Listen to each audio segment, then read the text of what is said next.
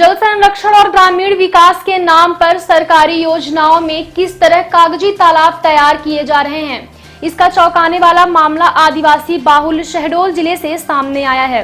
आरोप है कि हाईवे किनारे मिट्टी मुरुम निकालने से बने गड्ढों और पुराने नालों को ही नए तालाब का स्वरूप देकर सरकारी रिकॉर्ड में दर्ज कर लिया गया। इतना ही नहीं, इन्हें नवीन तालाब निर्माण बताकर प्रत्येक कार्य के लिए करीब 25-25 लाख रुपए का भुगतान किए जाने की बात भी सामने आई है।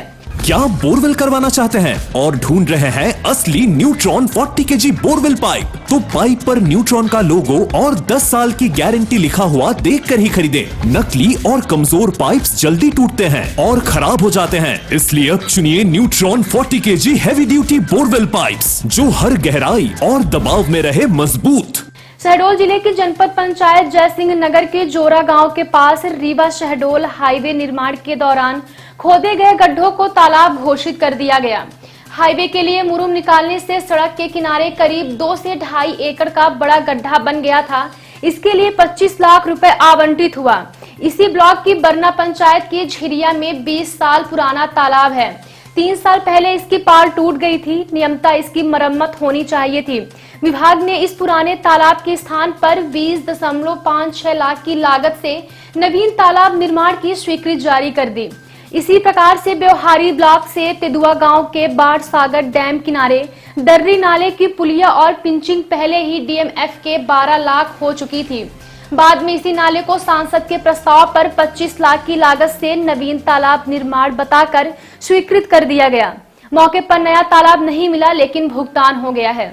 पड़ताल में सामने आया है कि नया तालाब निर्माण के नाम पर स्वीकृत आधे से अधिक प्रोजेक्ट ऐसे तालाबों पर हैं जो पहले से ही अस्तित्वहीन हैं। यानी जिन स्थानों पर नया तालाब बनने का दावा किया गया, वहां नया निर्माण नहीं मिला। इसी तरह हाईवे के किनारे बने गड्ढों को भी तालाब बताकर 25-25 लाख का भुगतान ले लिया गया। इस मामले में कलेक्टर डॉक्टर केदार सिंह का कहना है कि डीएमएफ में हम लोग कोई पुराने तालाब नहीं बनाते हैं और ये तालाब जो संज्ञान में मेरे लाया गया है, जिला स्तर पर एक टीम बनाकर जांच करेंगे और अगर ऐसा हुआ तो सख्त कार्यवाही करेंगे। तो क्या है ये मामला?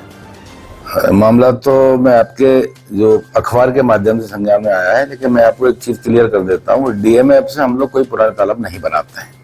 सामान्यतः प्रयास होता है कि तालाब ऑलरेडी हम लोग अन्य योजनाओं में बना चुके हैं और फिर भी कहीं आवश्यकता होती है तो विशेष परिस्थिति में जहाँ डिमांड हो लोकल स्थानीय तौर पर जनप्रतिनिधि तो हम तालाब स्वीकृत करते भी हैं, लेकिन पुराने तालाब डीएमएफ से कभी नहीं बनाए जाते हैं। और ये तालाब जो मेरे संज्ञान में आपने लाया गया है, इसको हम जिला स्तर से एक टीम बनाकर उसको हम जांच करेंगे। अगर ऐसा हुआ है तो सख्त कार्रवाई करेंगे। इसमें सर एक और मामला है कि जयसिंह नगर की ग्राम बरना में NREGS का जो तालाब था, उसको भी डीएमएफ का तालाब बना के उसके नाम से भी पैसे निकाल लिए। बिल्कुल नहीं हो सकता है। आजकल तो इतना बढ़िया टेक्नोलॉजी आ गई, गूगल पे हम पुराना तालाब अभी देख सकते हैं। तालाब स्वीकृत हुआ है उसके पहले का डेटा हम देख सकते हैं, हम गूगल पे मिलता है हमको। और सामान्यतः हम सारे तालाब भी पिछले कई दिनों सरकार ने खसरों में एंट्री करा दी है, तो ये झूठ अगर कोई बोलने की कोशिश करे वो भी नहीं छुप सकता है, हमें मिल जाएगा। जोरा में क्या डीएमएफ से तालाब स्वीकृत हुआ था? नहीं, अभी मैं नहीं बता सकता। हमने सीओ साहब से कहा है कि एक बार तालाब डीएमएफ से कभी स्वीकृत हुआ पिछले 10 सालों में, 8 सालों में 16 साल है, जो उनकी सबकी लिस्ट निकालें और एक बार उनको सत्यापन करा देते हैं।